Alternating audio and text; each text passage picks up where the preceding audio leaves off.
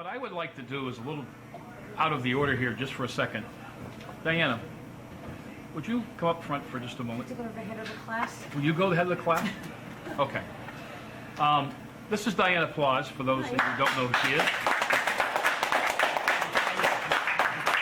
And oh, by the way, before we go much further, Mike here from Granite Rock is streaming this live, and later on you're going to be able to tell us, I would think, It'll be reposted, it'll yes. be reposted, so you can watch this and bask in all this enlightenment another time. The reason I brought Dianna up is I've known Dianna for a while. We've been on the radio together a few times, and I admire her for her stance. So I'm very curious. What is my stance today that you called me up here thinking my stance would be? Yes, well, what I would like you to do is comment on some of the things that Stacy brought up, and maybe the two of you talk about that a little bit. Okay, can you hand me my notes, because I took some notes. Have a seat. But the first thing I want to say is when I get home, I'm putting that as my Facebook profile picture. I am. So I took some notes. No, I'm glad. And so the first thing I want to say is I am not a feminist.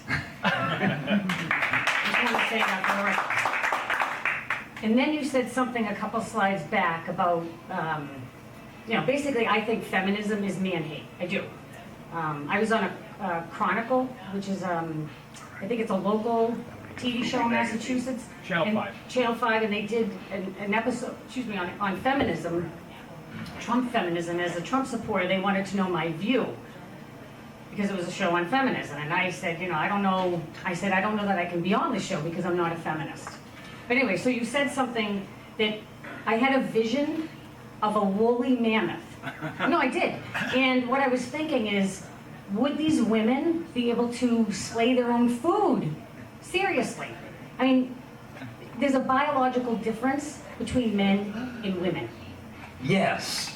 Yes, and I like it that way. But you can't work at Google if you say that, by the way. Good thing. They fired James Damore for I saying heard that. And you can't work at Harvard. They got rid of Larry Summers as president of the university at Harvard in 2005 after he said that there are innate differences between men and women. Well, you just can't say Actually, you said, I asked a group of academics that they entertained that hypothesis. He never stated it dogmatically. No, he was saying that as one possibility. You're correct. That there are differences between Yeah, men he and was. women? Yes, it's crazy, and this is one of the things. And a lot of my interest in this. I mean, I've written about feminism for years, but in 2010, a lot of us Tea Party people were supporting Sarah Palin, hoping she would run for president. And thank you. And someone said, well, because she was being criticized, and they were trying to defend her, saying Sarah Palin is a feminist. And I said, no, she's not. The most powerful woman in world history was Margaret Thatcher, the Prime Minister of England, of course. And what Margaret Thatcher said was, the feminists hate me, don't they? And that's good, because I hate feminism. Feminism is poison. And so this idea that feminism is a word for women's success, or that anyone who criticizes feminism is against women's success, this is part of the ideology. It's a Kafka trap. If you disagree with feminists, you hate women. And I'm like, I don't hate women. My daughter graduated summa cum laude. What do you want me to do? So I do want to say that this was fantastic. Like beyond what I didn't know of you. I'm sorry to say that before I came in, but this was fantastic. So I'm hoping in the future you can come back at some point and we can get a lot more people to come, because there were so many similarities between what you put down there and what's happening today. I mean, did everybody see that? I mean, I couldn't help it. First now it's hating all men, right? But now it's white men, right? It's White heterosexual supremacy. men. Right, it's white, and then transgenderism. But I have a couple things I wrote down. These women support Islam? No. No, they do. Feminists support Islam. Well, you can, yeah, they're part of a intersectionality, as they call it I in heard the that word a feminist couple movement. weeks ago. Intersectionality means that all of these oppressions, you see, are intersecting in different ways. Privilege, they talk about white privilege, male privilege, whatever, and oppression. It's And the so Venn diagram. they set, yes, it's a diagram. And so they set this up, and because of Islamophobia, then Muslims are a victim group. And so therefore feminism is not critical of Islam. Well, they're all rooted in three phases here. The destruction of the traditional family, the destruction of the traditional American values, and the destruction of America itself. That's correct. So that leads to a question that I wrote down. Do you think this was planned, right? Because right now we're looking back, right? So now we can look back and see what's happened since then. So do you think this was planned, like by some group, I don't know, or is it just something that took on a life of its own? I had a friend who is an older friend who was very familiar with the John Birch Society. And off the record, he told me, it's not a conspiracy, it's a consensus. You see that there is this little bubble within which all these ideas occur. Now, I began by saying that the second wave feminist movement came out of the far left. It came out of SDS, the Students for a Democratic Society, which also spawned, as we know, the Weather Underground, Bill Ayers.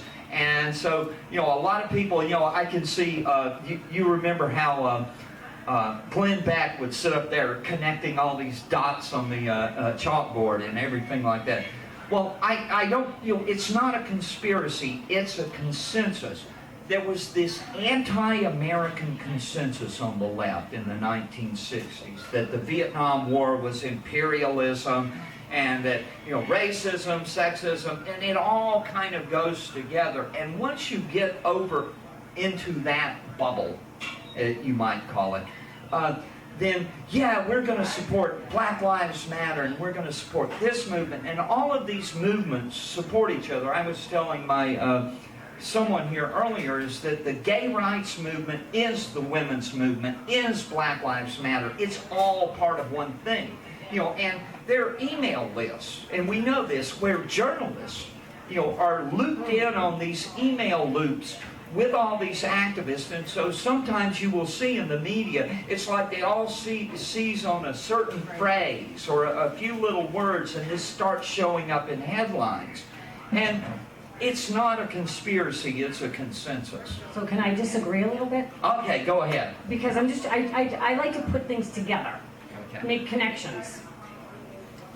The Muslim Brotherhood has been in America since the 50s, and they do have a plan for America. That's not a conspiracy, right? And there are a lot of similarities, and so as you were speaking, I'm thinking, right? The 1950s, then this started taking off. So I'm trying to draw the parallel between them, because it's not as if they could just come to America in the 50s and start doing what they're doing. They had to do it this way, because in a sense, women were really the ones in charge of the family, right? So they have to break down the women, right? So they had to get the women on their side, and then the women turn the men into these man bun, skinny jeans, front baby carrying, whatever, like, Yeah. Yeah. Do you know what I mean? Like, to me, it just seems like there's so many connections. Like, One that's of what the I'm wondering. things about, let me just insert something here. One of the things about the breakdown of the family, and when they're talking about gender roles or sex roles, one of the things that happens there is the loss of economic efficiency in terms of the division of labor and specialization. When we kind of, TV nowadays, shows will mock the idea of the 1950s housewife, run around worrying about were her floors shiny enough, did she get out the ring around the collar and stuff like that. Any of you who were actually alive back then and know what life was really like, my mother worked as a bookkeeper. She had attended college. She had real skills. My grandmother worked in a textile mill. My aunt, but all my aunts, the idea that women didn't work until feminism came along is just crazy, okay?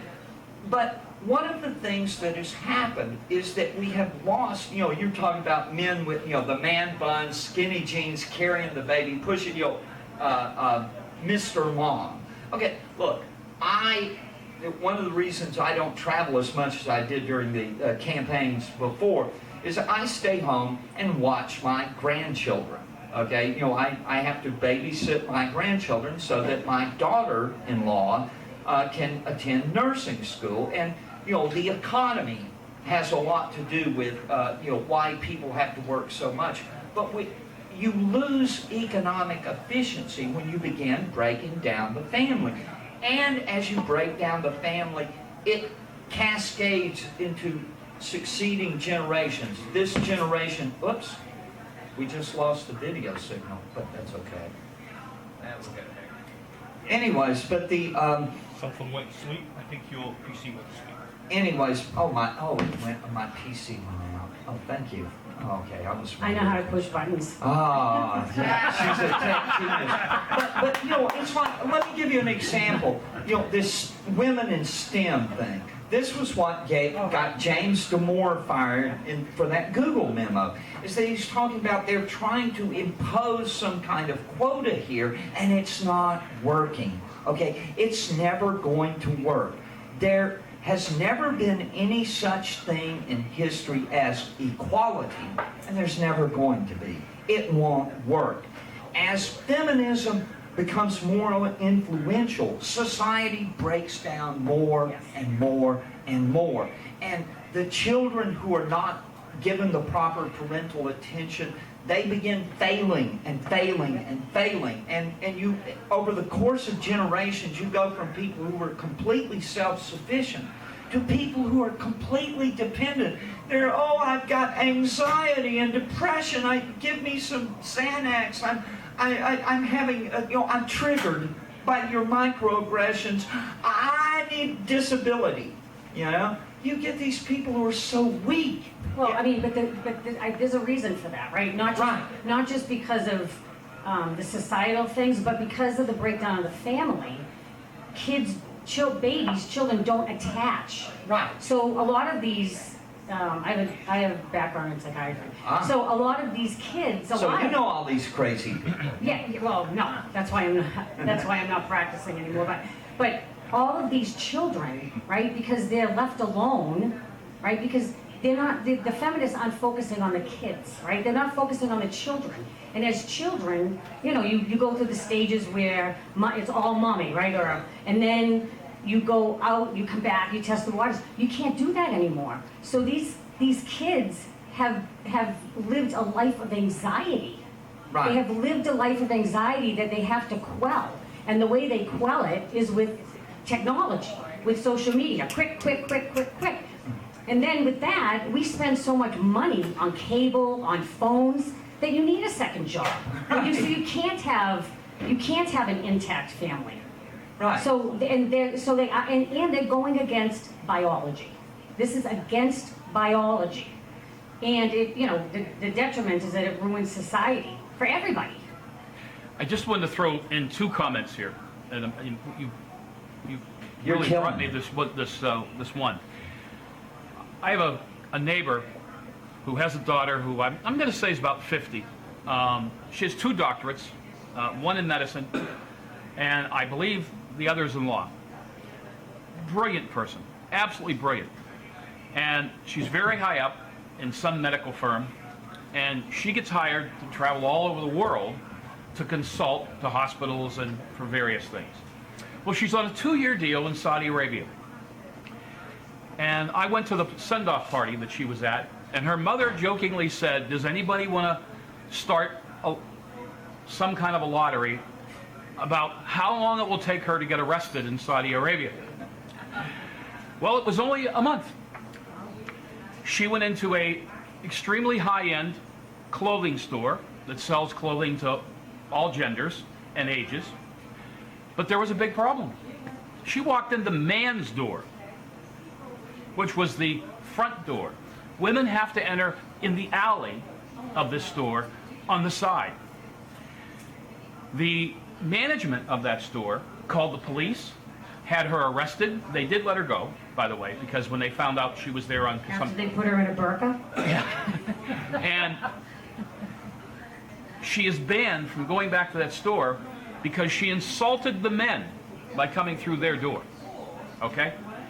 So the first thing she says was, since you can't get a drink in this place, I'm going to go get a cup of coffee somewhere. So she goes to a Dunkin' Donuts. Oops.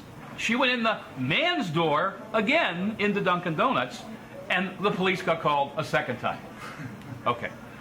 So now let's go to the transgender thing just for a second. I have to share this with you. I had to take a trip in upstate New York about a month ago, and I'm so spoiled by my pickup truck. It's got satellite radio because I can listen to what I want to listen to when I want to listen to it. But now I was listening to AM, and when you're in the middle of upstate New York, about the only thing you can get is AM stations. There is a talk show station that originates out of New York City for transgenders. And it's actually interesting to listen to it, some of the debates that they have. And the weekend that I was traveling was the weekend after Trump said we're not going to pay for transgender operations anymore in the military. We're not going to have transgenders in the military anymore. Of course, the two talk show hosts were going on and on and on and on about how bad this was and Trump this and Trump that.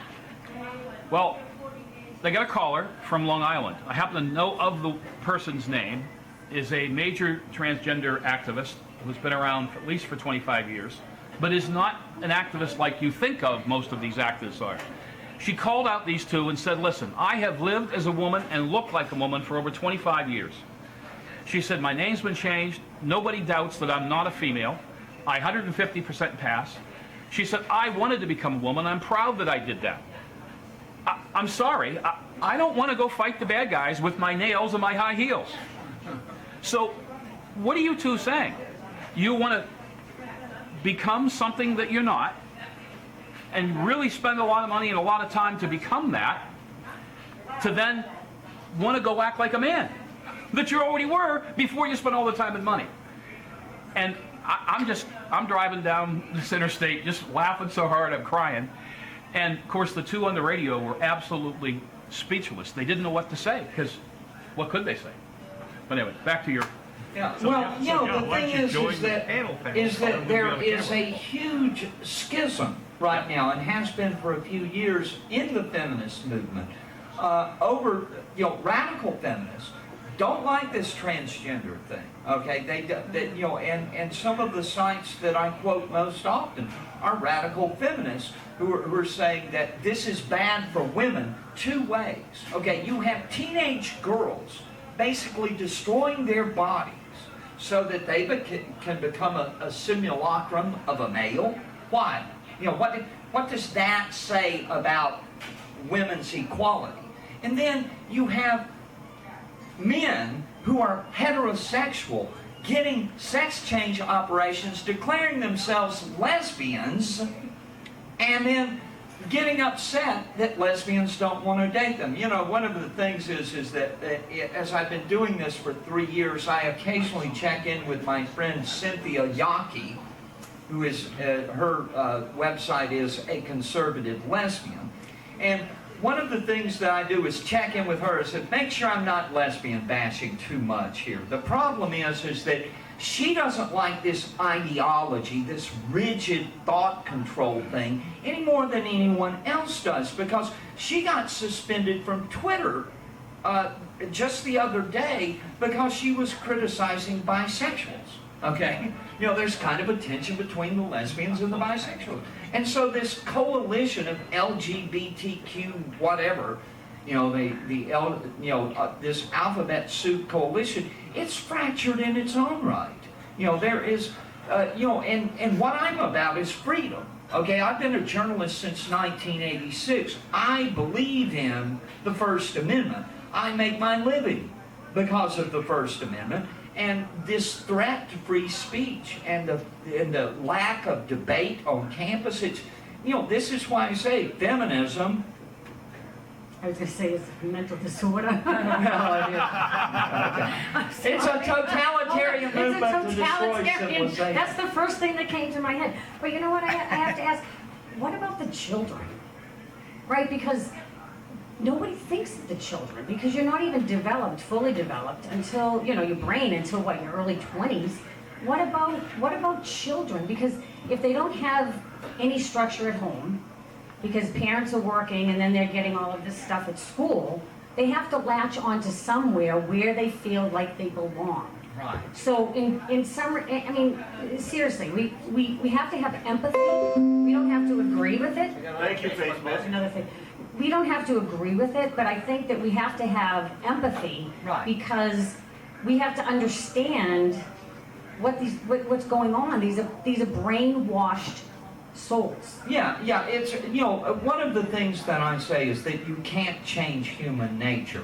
However, you can change human character. Human character is shaped by our experiences as youth. I think back to, you know, my experiences of you know, playing football and things like being in Boy Scouts, you know, some of the activities we did, you know, that helped us build our identity and determine who we are.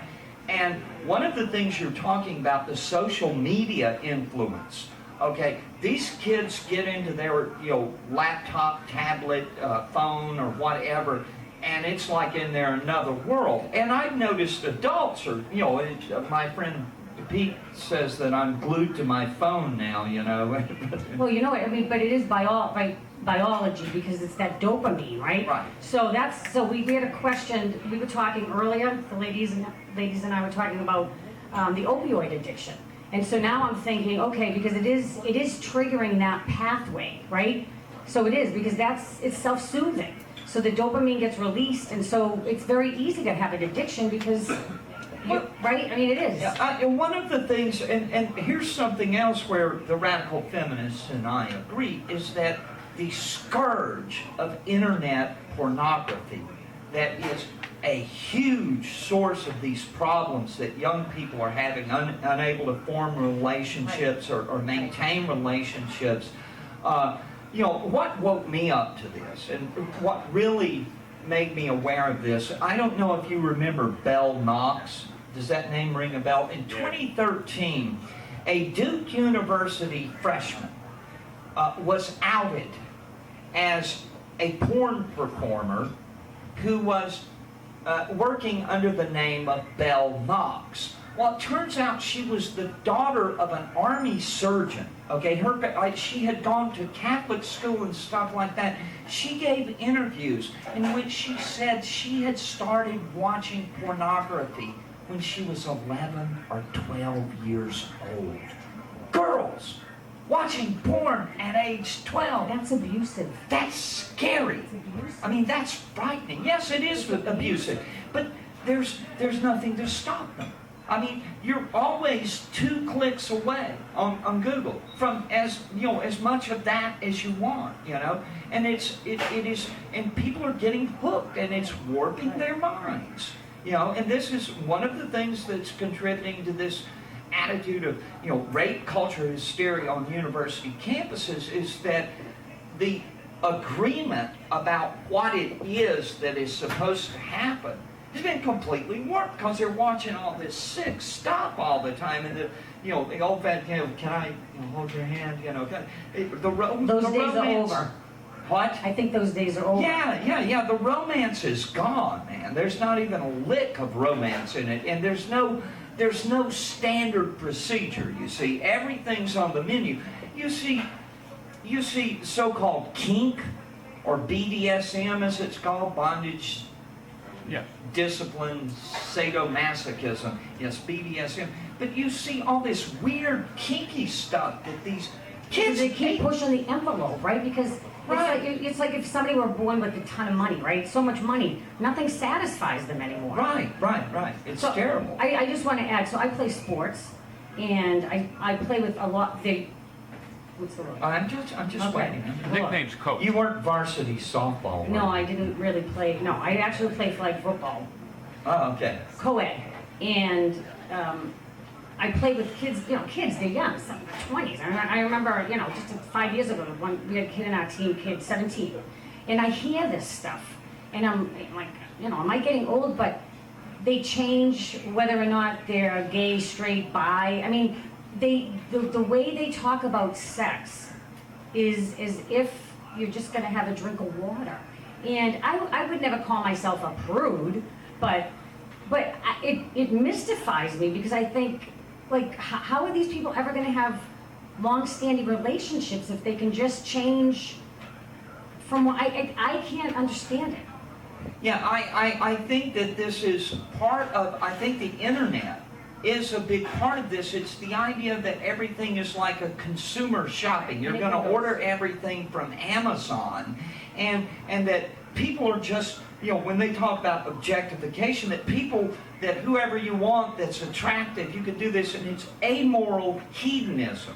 Okay? Now, people who knew me when I was a long-haired rock and roll guy in college would never have believed that I would grow up to be a family values guy. Married, father of 6 children, now 2 grandchildren, expecting two more grandchildren by Christmas. But you see, here's the thing. I remember the people who didn't make it out from the 70s. I grew up in the 70s. It was a wild time. And I barely got out by the skin of my teeth. I lost friends, back in the day. People who just went, they were gone, dead, And so I feel like I have a responsibility to bear witness.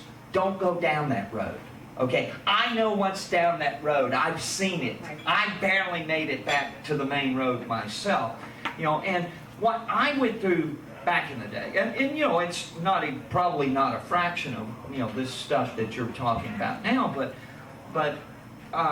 it was like, I would never want my kids to go through that. I think about my daughters. Oh my gosh.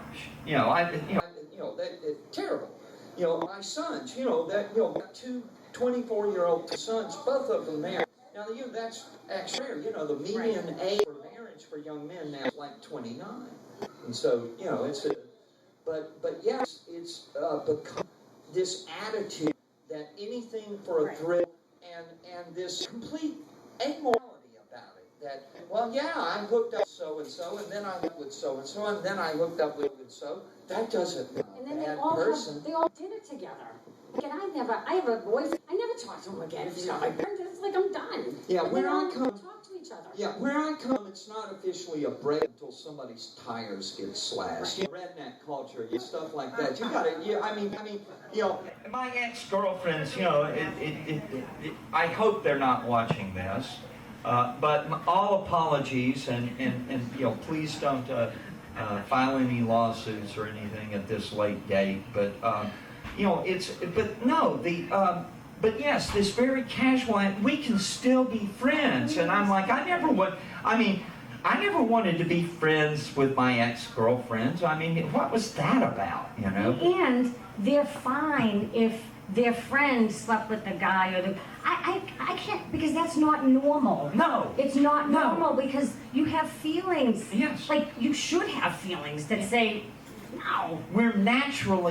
We are naturally possessive. Part of what has gone on is this attack on monogamy. This idea, well, you shouldn't be possessive. Okay, well, let me tell you something. If I ever felt, my wife, were, running around or something, I'd just be shocked. I would be destroyed. It would destroy your ego. It's terrible, a thought. And so you're naturally that way. But you can be conditioned. Okay, you studied psychiatry. You know Skinner and the little pigeons in the boxes and stuff like that. Well, yes, you can condition people to accept things that they would not naturally accept, And this, transgenderism, the whole LGBT, the thing, and I'm going to say this, it's what I call the compulsory approval doctrine. this idea that everyone should celebrate gay rights as much as if you were the Grand Marshal of the Boston Gay Pride Parade. You know, we're all supposed to be, yay, gay people, yay, homosexuality is great, except I don't want to do it, not that there's anything wrong with that or something like that. You're not even allowed to disapprove of anything that a gay person ever does, okay? They could rob the bank robbery, you know, they rob the bank up there and you say, well, I understand. You know, it's incredible, the political correctness around this. I just wanted to open up to anybody else out in the audience. I thought the interaction between these two would be good for us. Does anybody have any questions of Stacy before we, because we are, in a little while, we're going to take a quick break, because you might want to get a drink or go to the bathroom or something. Then we're going to come back with our panel, but go ahead. Well, I want to get back to this definition of feminism here. And the feminism that you describe in those texts is indisputably summed up by that motto there. However, I want to cite some counterexamples and see how they fit into your overall theory. My first counterexample is a person that I mentioned before. She is, went to school in the 70s and 80s. She has some higher ed degrees. She is generally a leftist. I think she's a fairly hard-headed one for a leftist. She definitely considers herself a feminist, and that's part of her philosophy. And she would reject saying that she is anything like, she would reject that she was anti-heterosexual or anti-normal family.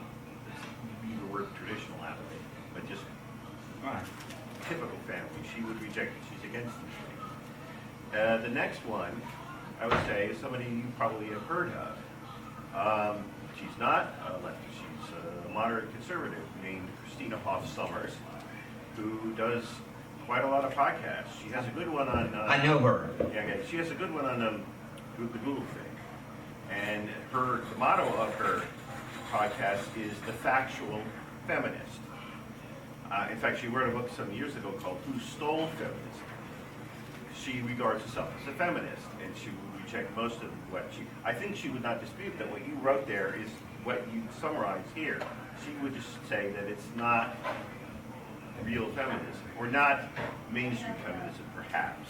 Well, it's a matter of, this is a matter, and I know Christina Hoff Sommers. As a matter of fact, I was hanging out with her and Milo Yiannopoulos when the leftists, the social justice warriors, called in a fire alarm at their CPAC party. They called in a false, they hacked us and we were doxxed and everything like that. So I know Christina Hoff Sommers. I told her, I said that, the question is, do we use the word feminism to describe the free market, free ideas worldview that Christina Hoff Sommers represents? And the idea that who stole feminism, well, the question is, whose rightful property is it? And the point is that the radicals who dedicated their lives to the feminist movement, how can we tell them that, no, that's not feminism, this over here, this free market Republican kind of idea over here, this is feminism? And so this word becomes a weapon, that we're fighting over this weapon. And I quoted Margaret Thatcher as saying that she was anti-feminist. Jean Kirkpatrick never called herself a feminist, and she was the Secretary of the United Nations. And perhaps the most influential American woman of the 20th century, Phyllis Schlafly, never called herself a feminist.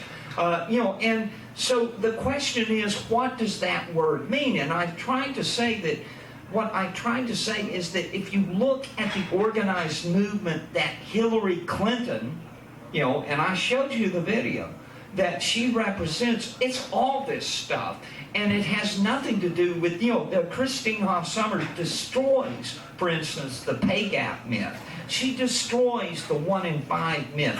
And all this mythology around feminism. And one of the big things that has happened, and I think one of the reasons for this confusion, is that in the 1980s,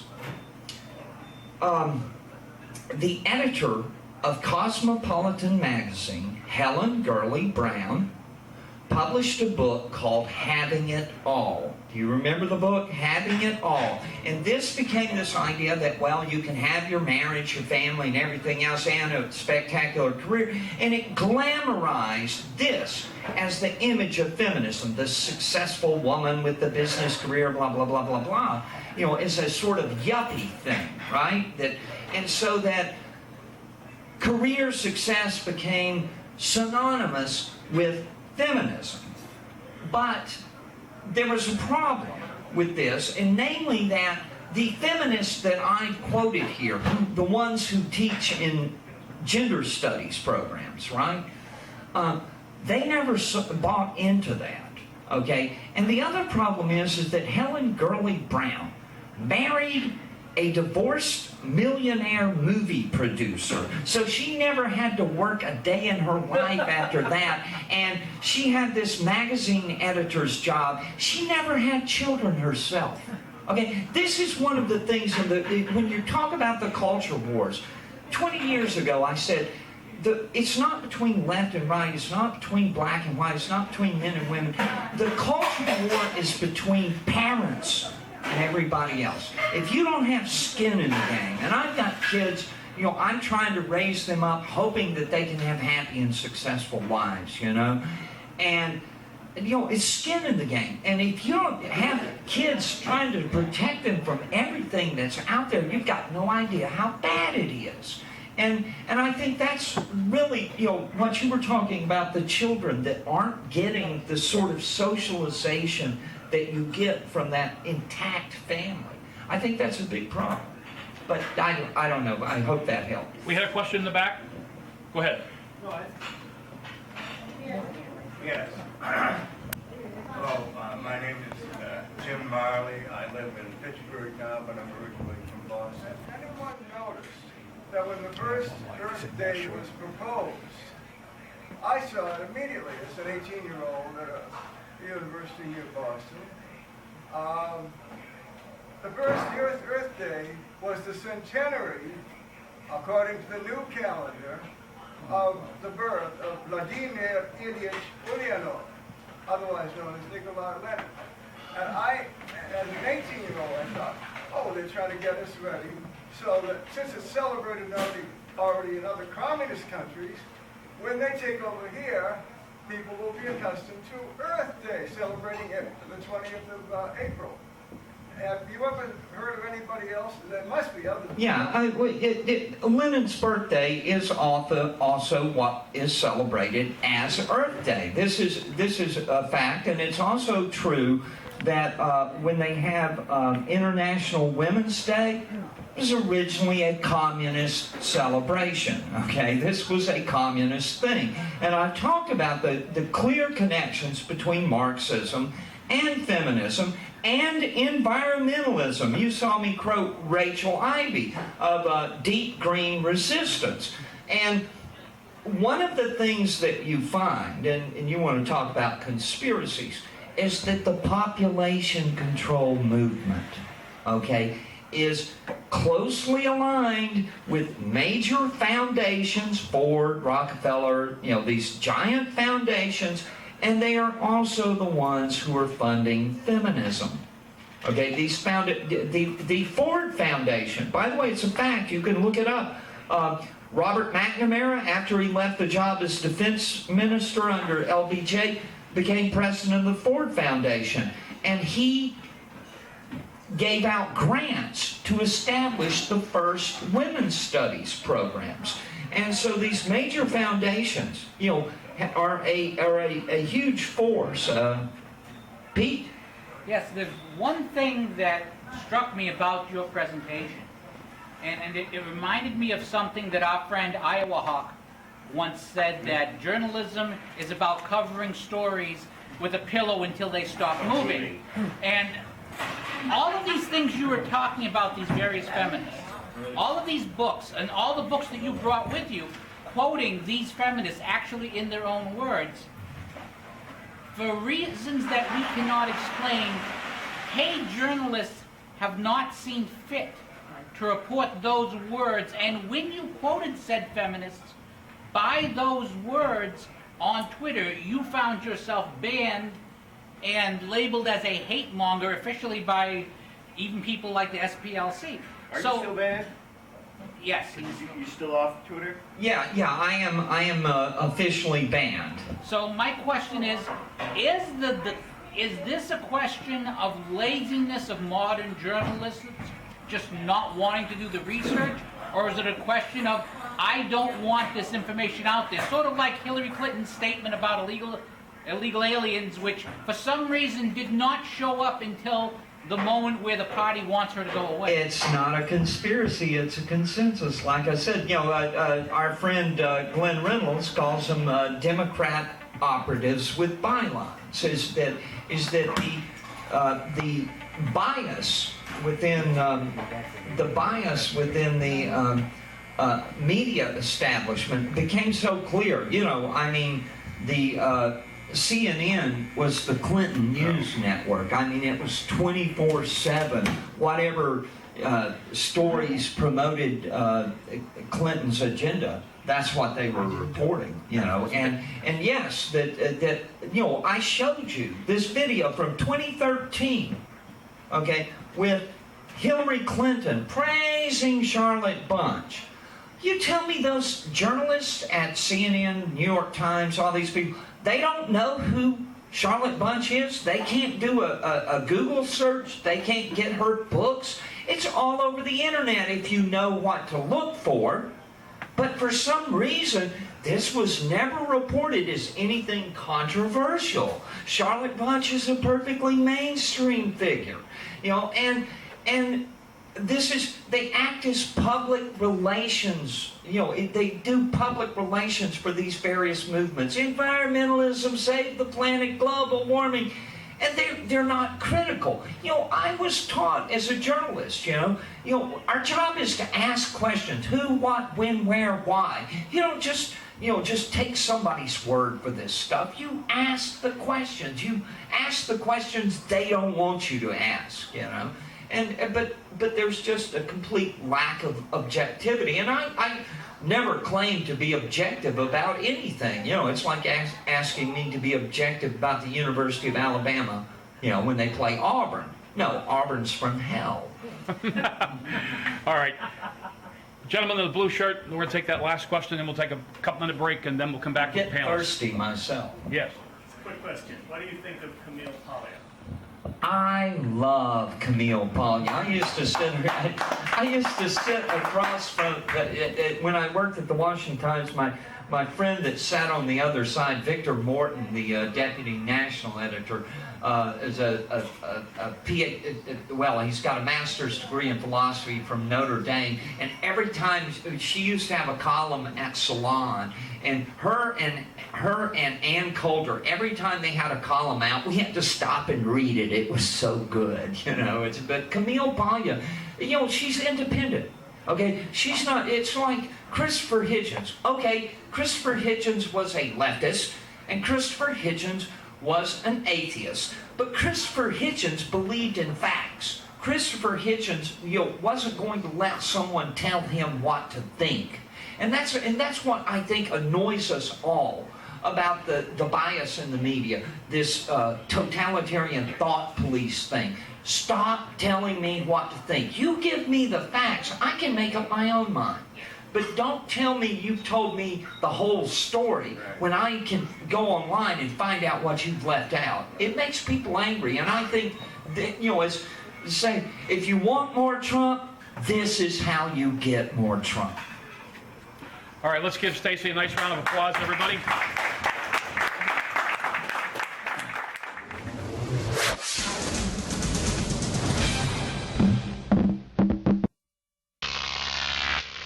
Crop TV.